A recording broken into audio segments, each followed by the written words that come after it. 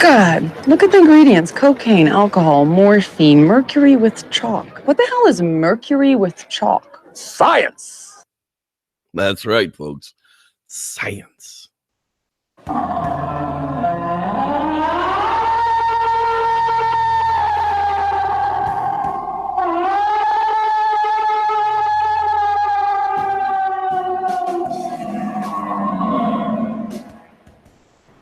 Welcome back, everybody. That's right. Season 7. Can you believe it? That's right. The Squatchers Lounge podcast is as strong as ever. This year, on the track of Bigfoot. That's what we're doing. That's right. We're going to track him down. You probably can't hear anything I'm saying as I'm talking over top of that really loud theme. So here we are, folks. We're back for season 7. Got a quasi rewind as well as a camping tips for stupids from the past. We're going to wrap it all up with a season 1 Bigfoot campfire story. That's right. So hang on to your butts. It's about to get crowded in here. No, not really. Yeah, we're going to talk about Loren Coleman's 1962 NAPE track. There seems to be some controversy that runs around that particular track, and we're going to see if we can't set the record straight right here on the Squatchers Lounge podcast tonight. However, as usual, there's always some details, things that we got to get to. Don't forget the Patreon feed at patreon.com/cryptidcorner. That is a place you can go and check out. I don't know why I did that, but I did. I'm talking to myself. Yeah, it usually happens that way. When I could have just gone like that. There you go. Bigfoot Discovery Days. That's right. The conference and town hall meeting Saturday, April 13th, 2019 has been announced. 9 a.m. to 6 p.m. Cliff Barrickman. That's right. He's going to bring you recent developments in the Bigfoot world, whole bunch of stuff. Apparently, he's the co-owner and curator of the North American Bigfoot Center, the first Sasquatch museum in the Pacific Northwest. I'd have to check the actualization to that. I'm not sure. I do have the #1 Bigfoot podcast hosted by a long-bearded ginger in Northern California. So I guess we can all claim anything we want if we dig deep enough for it. Anyhow, there's your information. $25 for adults, $15 for kids 14 and under. Space may be limited, so get your tickets in advance at wbbfcom.ticketleap.com. What? Idiots. Anyhow, there you have it, folks. Yeah, Bigfoot Discovery Days. And Cliff does have a giant footcast collection now. And he's probably going to end up being the one that carries on Dr. Meldrum's torch after Dr. Meldrum either retires or passes on or does whatever those things that human beings do. But in the meantime, that's right. I have an announcement for us. Oh my goodness. Crapola on a stick. That's not what I wanted to know. There it is. That's right. We are finally going to officially announce the 2019 Bigfoot Campout. That's right. We will be having several outings this coming season and have just readjusted our focus location due to the recent and horrible destructive wildfires. Now we're still focusing on the El Dorado County Bigfoot Watch, and we're moving into the Pi Valley permanently for right now. This year's outing will be held at the Pi Campground off of Highway 50 near Placerville, California. The dates are as follows, so make sure you get your requests in for time off. December 12th, 13th, 14th, and 15th, or the 9th, will be leaving and packing out of the location on Sunday, December 16th. For this particular campground, it is camp out. It is going to be held at the campground. The campground usually has running water, and they do have vault toilets. So it is convenient to bring families to. There are other campers that are going to be there. There's 51 sites. The place will most likely be full in the lower location, but those people never seem to leave the camp. I don't really know what goes on. I don't really know why people go there other than to play in the river and just be in this beautiful location, and that might be it. That's what most people's answers were when I asked them why they came there this year. Anyhow, this particular location is long known for Bigfoot sightings as far back as man has been in that valley. The Miwok Indians were long to have known to live there. They hunted and survived in that valley because it's below the snow line. and it's green most of the year. While the rest of the locations around that particular area are going to be dry and dead, this area will not be, and it will be teeming with life, and that's exactly what we're hoping for. There is a river that runs directly through the middle of camp. It's known to be gold ore bearing, so bring your gold pans and your sluice box and have a good old time trying to get handfuls of gold. There are native wild trout in that same river that you get. There are plenty of deep pools that you can pull pan-sized trout out of to eat right there at the camp. Swimming and wading through the shallow areas is fun. There may be some high water depending on when the last snows came through the area. I can't promise it until we get out there, but we won't really know. Daytime temps in that time of year are usually 90 degrees plus. So, having that cold river right there to play in will be great. There's 2 hiking trails that lead directly out of camp, a 6-mile round trip and a 23-mile round trip to satisfy those people who need those longer treks. There's also a bunch of old mines in the area that are also marked on the maps that you can locate and explore, as well as hundreds of miles of off-road. So bring your dirt toys if you want to. Nights will be spent on the ridges around camp, nightly night hikes and audio exploration opportunities.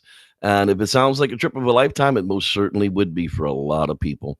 The closest airport to fly into would be Sacramento International, and the location is reachable by any type of transportation, including a Prius or a bicycle, if that's all you've got to get there.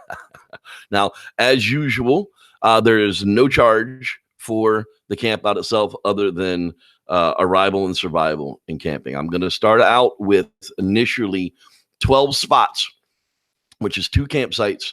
Once I get those 12 spots filled, we'll see where we are from there. It's usually it usually doesn't cost very much to add a few tents into your spots as you have them. So we'll take care of that as need be. But for right now, I'm going to have 12 open spots besides those that are already taken. And if you want to get your own private campsite at camp, that'll be able to be arranged through their website as well. You can actually camp outside of the campground itself. There is plenty of wild camping. If you wanted to do that, I would be able to locate sites for people who just wanted a little bit more privacy and maybe not be in camp itself. If you want to poop in the woods, I can do that for you too. Just let me know ahead of time, and I will be glad to give you a GPS pin that would put you directly on a nice camp. So there you have it, folks. Those dates again are June 12th through June 16th, 2019, and I'll be talking about a lot more of what's going on as we get things solidified in that. So it's going to be a fun time. Campfires will be a guarantee in camp.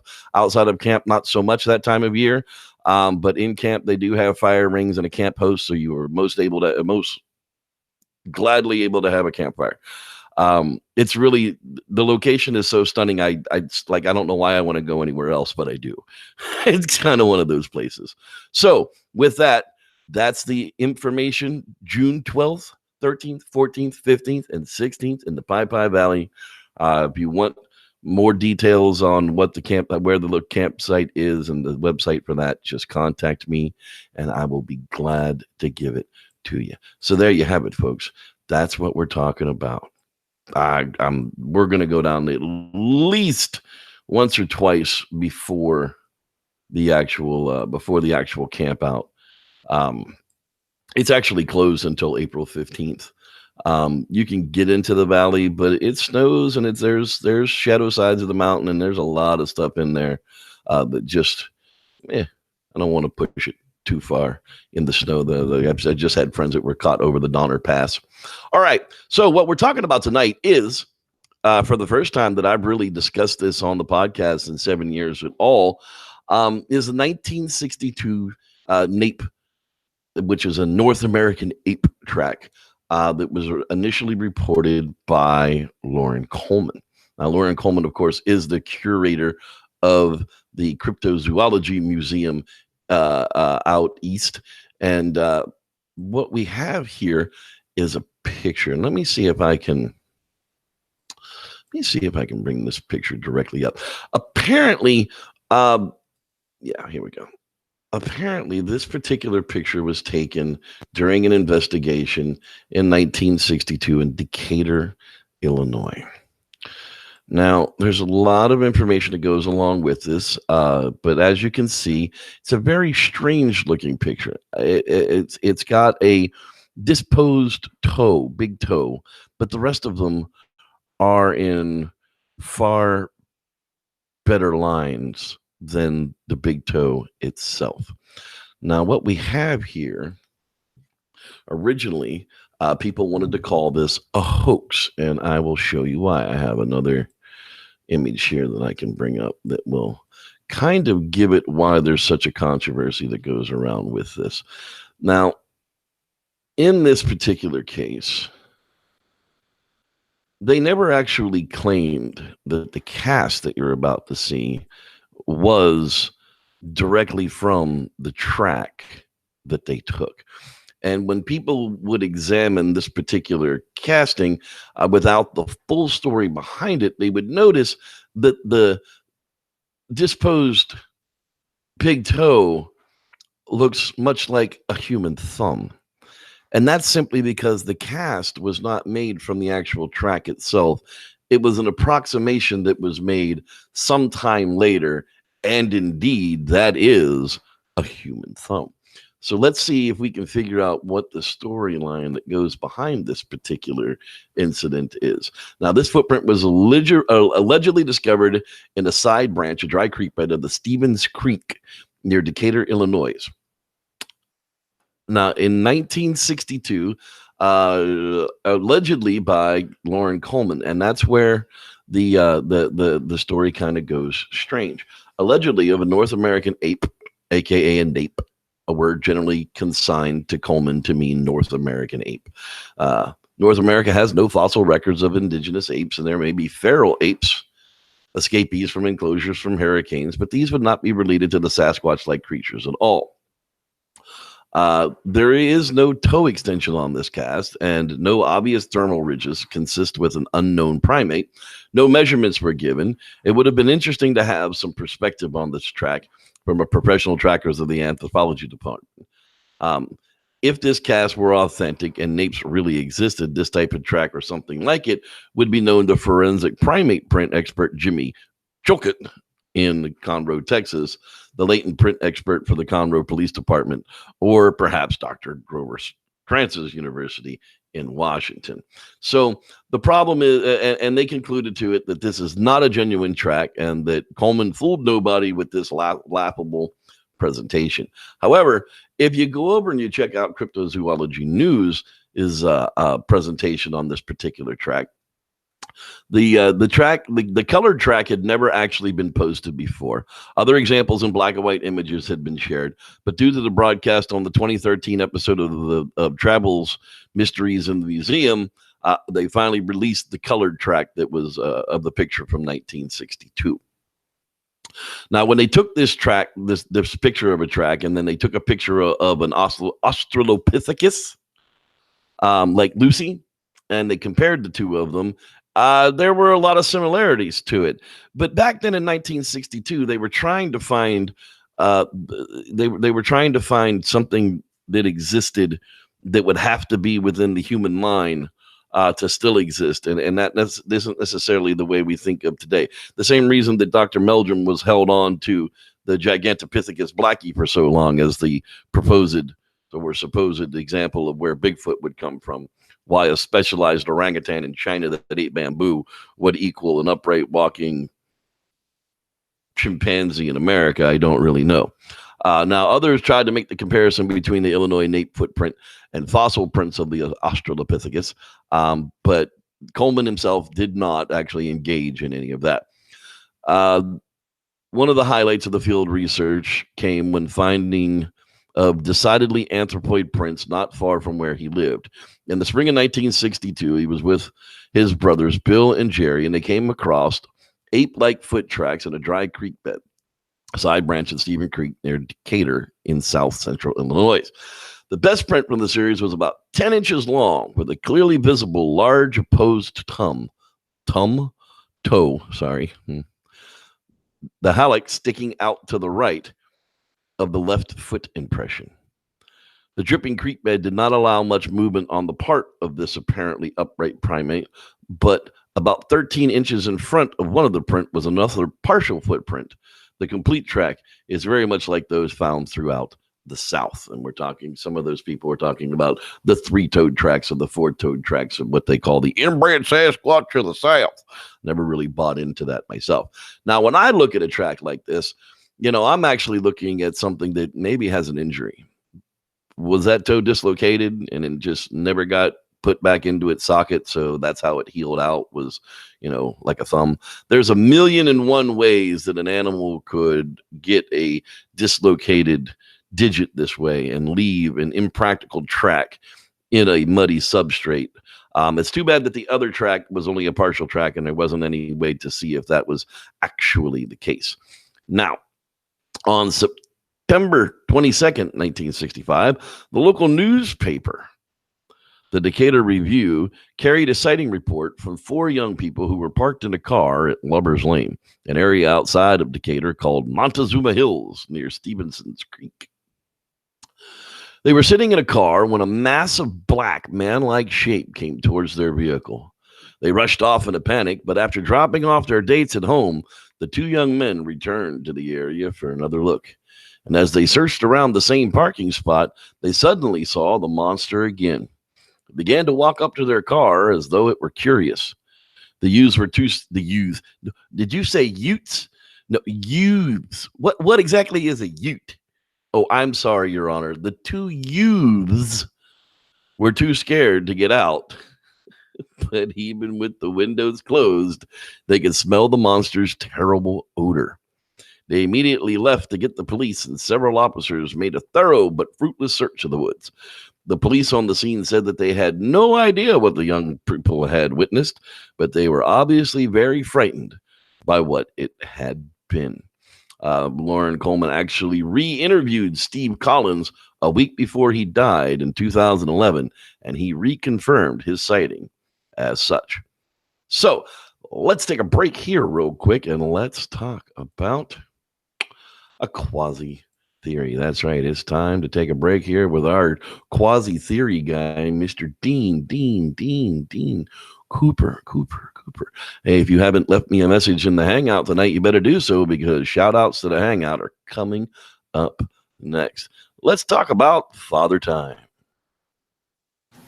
And now, quasi-theories from a quasi-scientist with your host, Dean Cooper.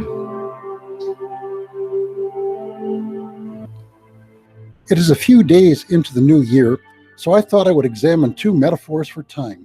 The first is well known, Old Father Time himself. The image of Father Time, the old man wielding a scythe, stems from ancient Greece and Rome, where Kronos, the god of time, was depicted almost identically. Kronos used the scythe to cut the balls off his father, Uranus, who was the god of the heavens. In Rome, Kronos was known as Saturn, while his father was Uranus. The jokes make themselves. I leave it to you, dear listeners, to parse one out. The meaning of the old man time metaphor is obvious. Time cuts down all things. The meaning of the Kronos-Uranus metaphor is less direct. Kronos made sure that Uranus would have no more children and therefore had no real future. The other metaphor for time is much more modern and a bit less obvious to notice. It is the crocodile in Peter Pan, the one that swallowed a clock. Shmi, Captain Hook's first mate, says, "Someday the clock will run down and then he'll get you, as he'll get us all in the end." I'll end this quasi-theory with a bit of doggerel I've written. It's called Father Time's in Denial. Each day grows a little worse, I proclaim in ragged verse. Father Time's a crocodile, will all disappear behind his smile. Behind our eyes the questions spin, they'll all go away beyond his grin. You may read the text of this hypothesis on my blog, My Blatherings, at bydean.com. That's BHAIDIN.com. Well, there you have it, folks. The Blathering of Deans. That's for bydean.com. That's right. Okay, let's get ready for a Camping Tips for Stupids rewind. I believe it's Camping Tip number 30 from the Gone Camping channel of Jevin Moore. Let's see what advice he had for us this week. Where the heck did it go? And why isn't it up there? Turn. Every week, YouTube gets worse and worse. Are they going to let me share it this time? Apparently not. I don't get to share. There it is. Yay.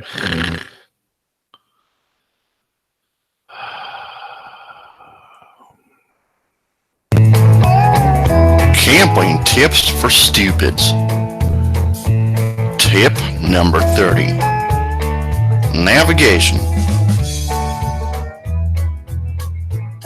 For thousands of years, there have been a select few who led the way. A select few who pointed in a direction and said, "That way, y'all." And the ones that came back lived on to breed this magical gift of pointing and that way, y'all, to the world.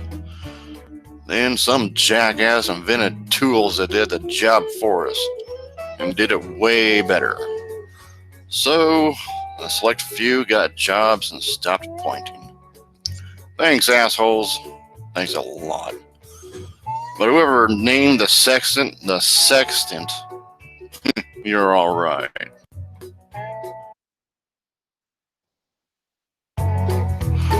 Navigation on the trail isn't a lightly taken thing by the hardcore camper. GPSs, compasses, sextants are all important gear in your arsenal to keep mega bitch Mother Nature from luring you off the trail and killing you. So remember to pack good quality gear in this area of gear. You really don't want to go cheap when it comes to safety. This has been Camping Tips for Stupids. That way, y'all.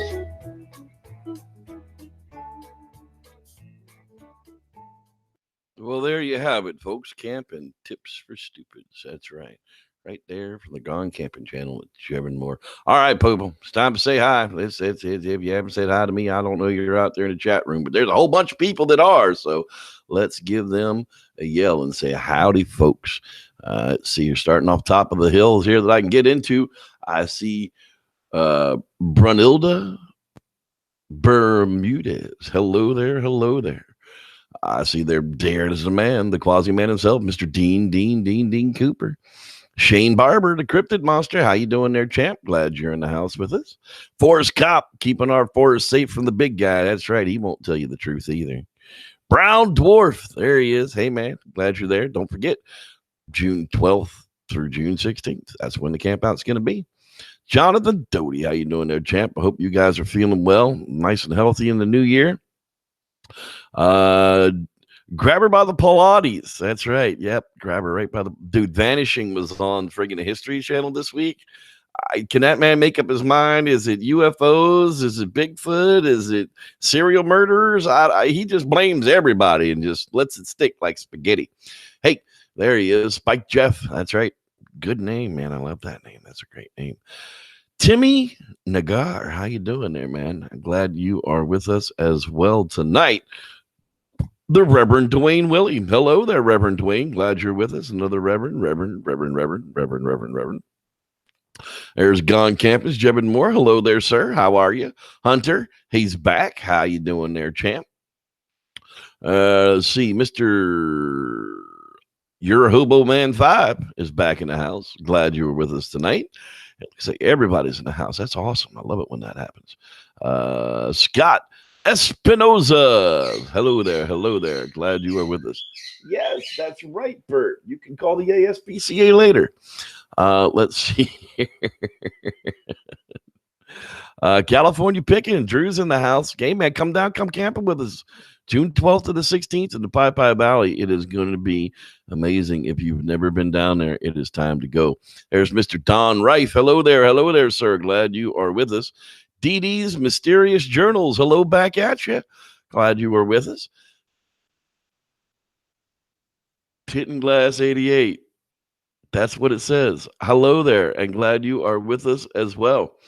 Yeah, my dyslexia just threw me through a bang there for a moment, but there we are. John McCain, hello there, sir. Glad you are there with us as well. Abdul Khalik Shahala, hello there, sir. New York State, glad you are Bigfooting with us tonight. Mr. Tim McCune is in the house as well. Gone trapping. There you are, sir. Glad you're with us as well. Mr. Bang. That's right, man. Guys are all going to have to come down and go camping with us. Let's load that sucker up. Karen, Rob, hello there, young lady. I really hope you're feeling well in the new year because God bless you. You need it. Sam Squanch Rivera, he's hanging out in the house with us tonight. Hello there, hello there, sir. Brown Dwarf, I already said hi to you, but I'm going to say hi to you again. Ishmael Coins Bitch Fishman, hello there. So glad you are back with us as well. It's going to be an interesting night. I can see that. Let's see here. Reverend Matthew Gaines. Hello, Reverend. Let's see. There's more people than this in here. I know there is, and I'm getting down there slowly but surely. Michael V is in the house with us tonight. Hello there. Glad you are joining us. I see some new names, some old names, some names that are always around, and I love each and every one of you. There's Mr. Dave Jackson. That's right. He was with us here live a couple of weeks ago. Michael Bird was in the house. How you doing, Michael Bird? Yeah,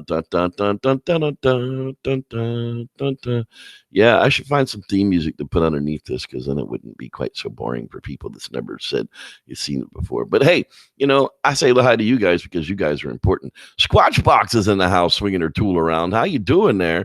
I'm sure Christopher is out there as well. So glad that you are in the house as well. I'm sure our girl Starshine is out there somewhere. It's the middle of the winter time up there, so it gets kind of dark and lonely in the Canada places. She'll be back, though. Don't worry. Well, nobody's chased her off, I'll bet you. And we're getting down to the bottom here, so if I haven't said hi to you, I certainly can't because I don't know you're here. And we will say hi to you. Sasquatch Hip Hypothesis. There you go. Sorry, took me a moment. Glad you are here. And he's Reverend Rick. There you go. And Reverend Dean and Reverend Rick and Reverend Willie and Reverend Matthew and Reverend Jeff and Reverend Rodney. Where's Reverend Rodney? There's Reverend Rodney. I almost missed Rod Dupree in the place to be. And then Go Pack Go. Hello there as well. See, Michael Koch is in the house. There you go. Aaron Duncan is in the house. See, I would have missed all these people if you hadn't said hi to me. Lance Windsor's in the house. See, woof. Matt Camp. There we go. Yes, sir. The campfire stories are going to be exclusively on the Patreon feed, but that's only going to be $1 per month for general admission. Everybody's got $1. That's just the way it goes. Everybody's got $1. And if you don't worry. It just declines, and I don't care. I don't kick anybody out. So there we go. That's how that gets done. Okay, people, if you want to just leave me a late hangout hello in there, I will be glad to get back to you at the end of the show. So let me get that ridiculous picture back on the screen, and we will get back to its information. So now, according to Loren Coleman's article, Zach Clothier is the one who reconstructed the NAPE footprint photographed in 1962. It was, at one time, claimed by some Western Bigfooters to be a hoax cast, but they were incorrect and had not researched its original origins, as it was never said to be a casting from the find in 1962. Furthermore, despite an unsupported claim from the youngest brother in one of his books that the footprints found was a neighborhood kid's prank, this incident that stimulated the NAPE's thoughts remained unexplained. Of course, NAPEs are seen all over the southern United States and continue to be seen today, as per recent Alabama reports. Additionally, old photos and cast footprints that may be part of the picture do exist. He also has developed a theory for how they may have arrived in the southern states via slave ships. That's a little bit on the rough side.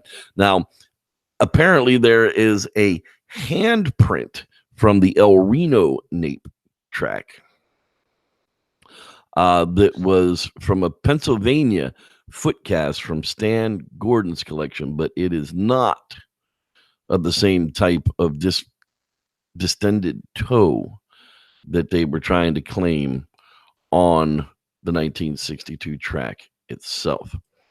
The strangest thing that I find about this particular track is that toe, is that displaced toe. It doesn't make any sense, especially with the way that the other toes are lined up. And that was one of the reasons that every time I've looked at this particular case in the past, I haven't understood the length of the toe itself. How would a kid know to fake something like that? I mean, the Australopithecus wasn't really something that was on the lower end grade reading level.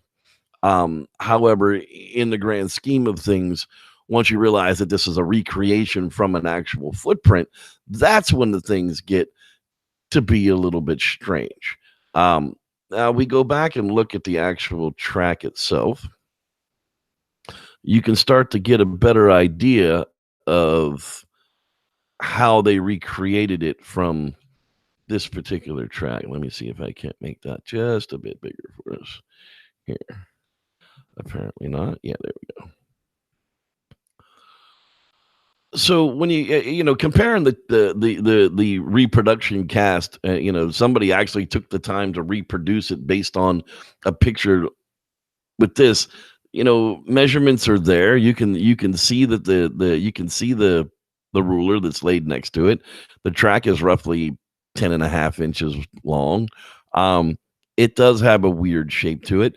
And if I came across something in my investigations like this, I would most definitely also cast this particular track. Now, in 1962, that wasn't a thing that many people actually carried around. And these were young men. These weren't, investigators. They just located this thing and went back and took some pictures of it. But the one thing that's important in this particular track is whatever made it pressed the debris down into the track. The track isn't cleared.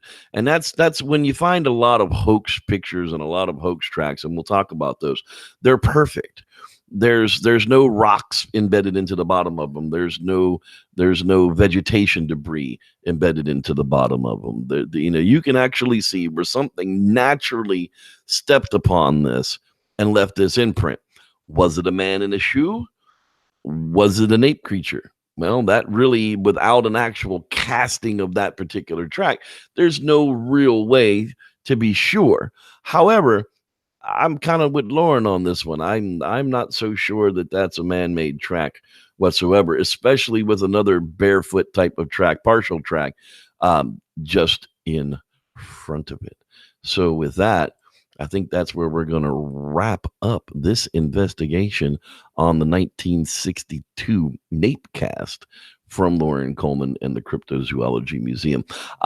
For me, I'm okay with the investigation, especially with the article that came out with Loren talking about the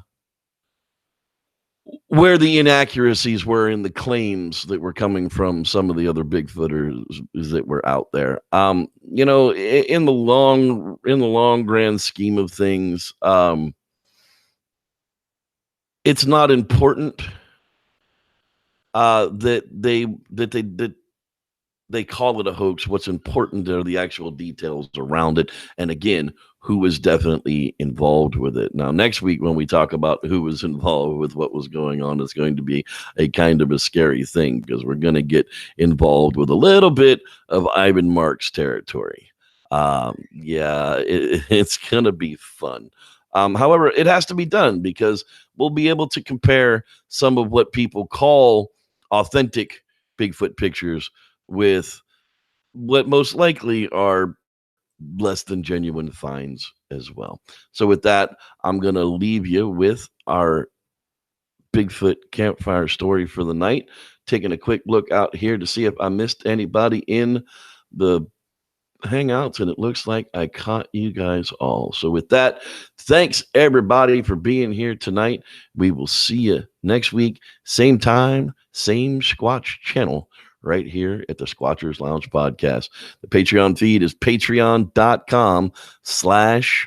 Cryptid Corner, and I have 4 new videos that'll be going up in the next 6 days. So you might want to get on board. Thank you guys all for being here tonight. There'll be an after hangout afterwards, June 12th to the 16th in Pi Valley. I'm looking forward to seeing all of you guys who want to show up. May the Squatch be with you, and enjoy this Bigfoot campfire story.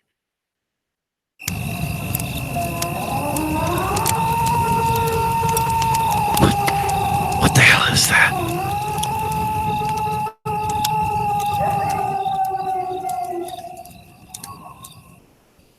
I don't know about you, but I'm pretty sure that was a Bigfoot.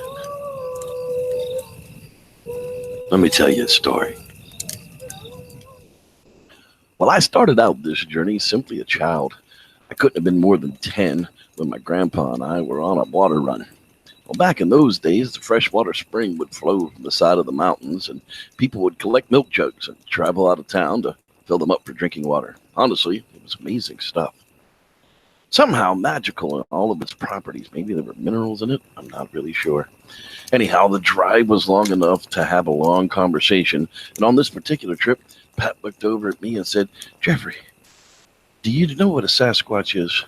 And at that moment in time, the only thing I really could relate to Sasquatch was the Bigfoot I had seen on TV and read about in library books and the native stories I had been told.